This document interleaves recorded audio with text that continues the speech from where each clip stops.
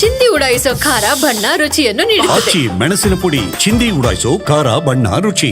Petrol diesel ದರ ಏರಿಕೆ ಆಗ್ತಾ ಇದೆ. ಇಸ್ರೇಲ್ ದಾಳಿ ಮಾಡ್ತಾ ಇದ್ದಂತೆ ಏರಿಕೆಯನ್ನ ಕಂಡಂತ ಇಂಧನ ದರ ವಾರ್ ಸುದ್ದಿ ಕೇಳ್ತಾ ಇದ್ದ ಹಾಗೇನೆ ಪ್ರತಿ ಬ್ಯಾರೆಲ್ ದರ ಶೇಕಡ 10ರಷ್ಟು ಹೆಚ್ಚಳ ಆಗ್ತಾ ಇದೆ. ಪ್ರಸ್ತುತ ಪ್ರತಿ ಬ್ಯಾರೆಲ್ ದರ 78 ಅಮೆರಿಕನ್ ಡಾಲರ್ ಅನ್ನ ದಾಟುಬಿಟ್ಟಿದೆ. ಕಚ್ಚಾ ತೈಲ ಬೆಲೆ ಸುದೀರ್ಘವಾಗಿ ಏರಿಕೆ ಆಗ್ತಾನೆ ಹೋದ್ರೆ ಪೆಟ್ರೋಲು ಡೀಸೆಲ್ ಬೆಲೆ ಹೆಚ್ಚಳ ಮಾಡಲೇಬೇಕಾದಂತ ಅನಿವಾರ್ಯತೆ ಅನ್ನೋದಂತೂ ಇದೆ. ತೈಲ ಬೆಲೆಯಲ್ಲಿ ಇರಾನ್ ಯಾಕೆ ಪ್ರಮುಖ ಸ್ಥಾನವನ್ನು ವಹಿಸಿದೆ ಅನ್ನೋದನ್ನ ಈ ಸಂದರ್ಭದಲ್ಲಿ ನಾವು ತಿಳ್ಕೊಳ್ಬೇಕಾಗತ್ತೆ. ಯಾಕೆ ಪೆಟ್ರೋಲು ಡೀಸೆಲ್ ದರ ಏರಿಕೆ ಆಗ್ತಾ ಇದೆ, ಈ ರೀತಿಯಾಗಿ ಸಡನ್ ಆಗಿ ಇಷ್ಟರ ಮಟ್ಟಿಗೆ ಏರಿಕೆ ಆಗೋದಕ್ಕೆ, ಶೇಕಡ 10ರಷ್ಟು ಹೆಚ್ಚಳ ಆಗೋದಕ್ಕೆ ಕಾರಣ ಏನು, ಮುಂದೆ ಇನ್ನೇನು ಸಮಸ್ಯೆ ಆಗತ್ತೆ, ಏನು ಸವಾಲುಗಳು ಎದುರಾಗತ್ತೆ, ಇದನ್ನು ನಾವು ಗಮನಿಸಬೇಕಾಗತ್ತೆ. ಇರಾನ್ ಯಾಕೆ ಪ್ರಮುಖ ಸ್ಥಾನ ವಹಿಸಿದೆ ಈ ತೈಲ ಬೆಲೆಯಲ್ಲಿ? ಇರಾನ್ ಯಾಕೆ ಪ್ರಮುಖ ಅಂತ ನೋಡೋದಾದ್ರೆ, ಇರಾನ್ ವಿಶ್ವದ 3ನೇ ಅತಿ ದೊಡ್ಡ ತೈಲ ಉತ್ಪಾದಕ ರಾಷ್ಟ್ರ ಆಗಿದೆ. ಭೌಗೋಳಿಕವಾಗಿಯೂ ಕೂಡ ಅತ್ಯಂತ ಪ್ರಮುಖವಾದಂಥ ದೇಶ ಇದು. ಹಾರ್ಮುಜ್ ಜಲಸಂಧಿಯ ಉತ್ತರ ತೀರದಲ್ಲಿ ಇರಾನ್ ಇದೆ. ಈ ಜಲಸಂಧಿ ಮೂಲಕವೇ ಹಲವು ದೇಶಗಳಿಗೆ ತೈಲ ಪೂರೈಕೆ ಆಗ್ತಿದೆ.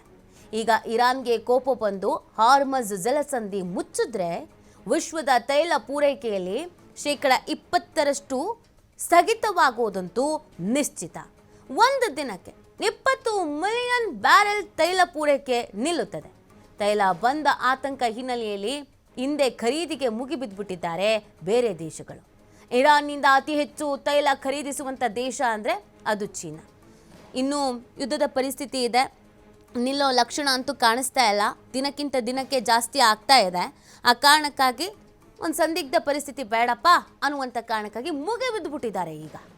ಅದರಲ್ಲೂ ಚೀನಾ ತೈಲ ಖರೀದಿಸುವಂಥ ಅತಿ ಹೆಚ್ಚು ತೈಲ ಖರೀದಿಸುವಂಥ ದೇಶ ಅಂದರೆ ಅದು ಚೀನಾ. ಇನ್ನು ಇದರ ಸೈಡ್ ಎಫೆಕ್ಟ್ ಏನಾಗಬಹುದು ಅದು ಕೂಡ ತುಂಬಾ ಇಂಪಾರ್ಟೆಂಟ್ ಆಗುತ್ತೆ. ಸೊ ಆ ಸೈಡ್ ಎಫೆಕ್ಟು ಏನು ಅಂತ ನೋಡೋದಾದರೆ, ತೈಲ ಬೆಲೆ ಏರಿಕೆ ಆದರೆ ಇತರೆ ವಸ್ತುಗಳ ದರದಲ್ಲೂ ಕೂಡ ನಾರ್ಮಲ್ ಆಗಿ ಏರಿಕೆ ಆಗೇ ಬಿಡುತ್ತೆ. ತೈಲ ಬೆಲೆ ಏರಿಕೆಯಿಂದ ಸಾರಿಗೆ ವೆಚ್ಚವೂ ಹೆಚ್ಚಾಗುತ್ತೆ. ಸಾರಿಗೆ ವೆಚ್ಚ ಹೆಚ್ಚಳದಿಂದ ಸರಕು ಪೂರೈಕೆ ದರನೂ ಹೆಚ್ಚಳ ಆಗುತ್ತೆ. ಸಾರಿಗೆ, ಆಹಾರ ಪದಾರ್ಥ, ಇತರ ಸರಕುಗಳ ದುಬಾರಿ ಆಗ್ಬಿಡತ್ತೆ. ಯುದ್ಧ ದೀರ್ಘಕಾಲ ನಡೆದ್ರೆ ಹಣ ದುಬ್ಬರ ಮತ್ತಷ್ಟು ಏರಿಕೆ ಆಗತ್ತೆ. ತೈಲ ಆಮದು ದೇಶಗಳ ಆರ್ಥಿಕತೆಯ ಮೇಲೆ ಇದು ಕೆಟ್ಟ ರೀತಿಯಲ್ಲಿ ಪರಿಣಾಮ ಬೀರಬಹುದು. ತೈಲ ಬೆಲೆ ಏರಿಕೆಯೊಂದಿಗೆ ಷೇರು ಮಾರುಕಟ್ಟೆಯೂ ಕೂಡ ಕುಸಿತವಾಗುವಂಥ ಸಂಭವ ಇದೆ. ಈ ಯುದ್ಧ ಇಸ್ರೇಲ್ ಮತ್ತು ಇರಾನ್ಗೆ ಮಾತ್ರ ಸೀಮಿತವಾಗಿಲ್ಲ. ಇಷ್ಟಕ್ಕೆ ಯುದ್ಧ ಮುಗಿದ್ರೆ ಎಲ್ಲ ದೇಶಗಳಿಗೂ ಒಳ್ಳೆಯದಾಗತ್ತೆ. ಇಲ್ಲದೇ ಇದ್ರೆ ಇಡೀ ಪ್ರಪಂಚದ ಆರ್ಥಿಕತೆಗೆ ಅಲ್ಲೋಲ ಕಲ್ಲೋಲ ಆಗಲಿದೆ.